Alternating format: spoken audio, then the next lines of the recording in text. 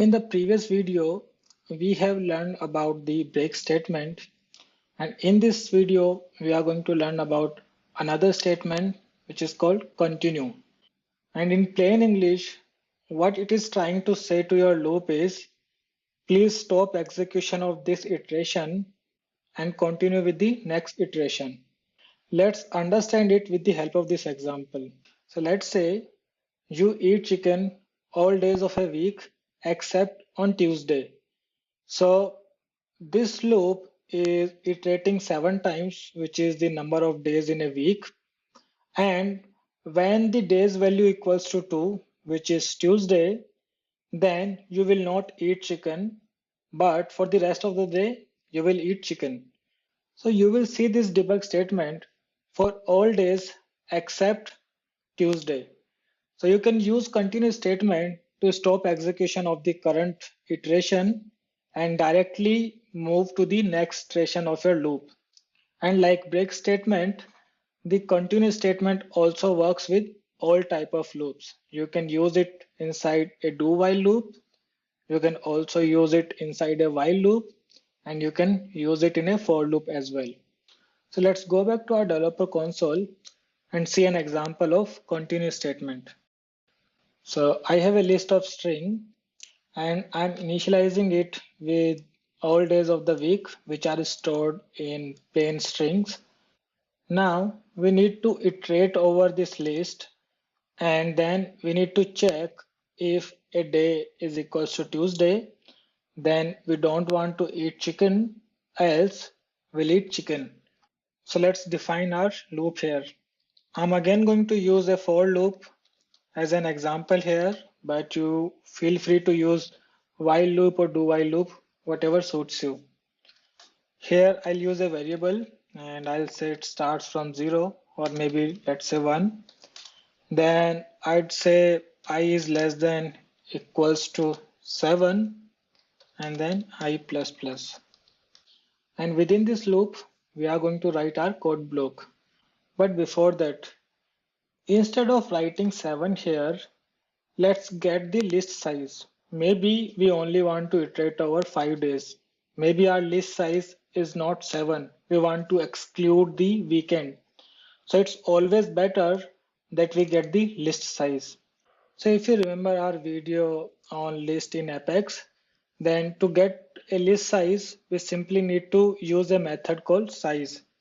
And I'm going to store that list size in a variable. Let's call it list size. And we simply need to use our list variable here. And then we need to call the size method on it, which gives me the list size. So now we need to use this variable inside our for loop instead of writing 7. Or you could directly use this statement here instead of assigning its value to integer variable first and then using it. Again, it's up to you, but I just want to make this code more readable. So I'm going to assign it to a variable first. And let's add a comment here. Get the list size.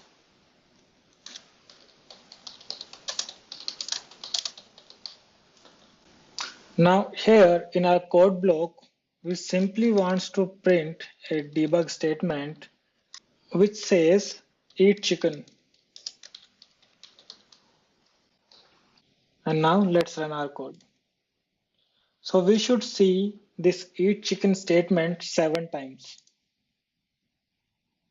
So 1, 2, 3, 4, 5, 6, 7, which is our list size.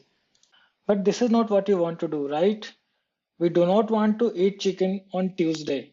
So we need to skip this statement only for Tuesday. So how can we do that? Now here is just one single statement, but you can have multiple statements here or your complete loop code block which you want to ignore for Tuesday. So first let's print the day as well. Maybe we want to print which day it is and then we'll print eat chicken.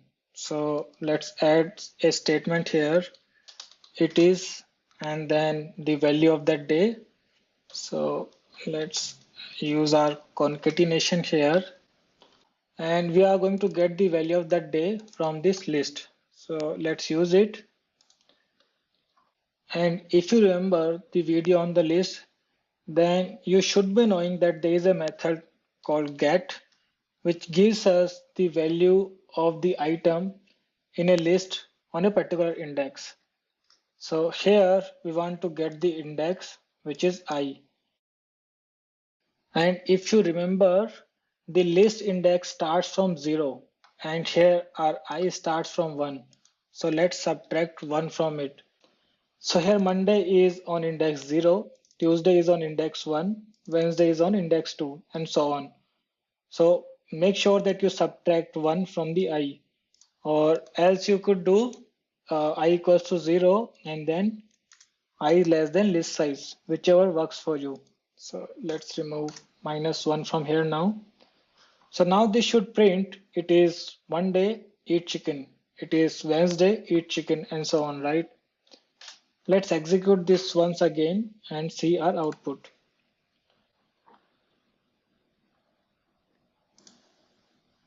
So it says it is Monday, eat chicken. It is Tuesday, eat chicken, and so on.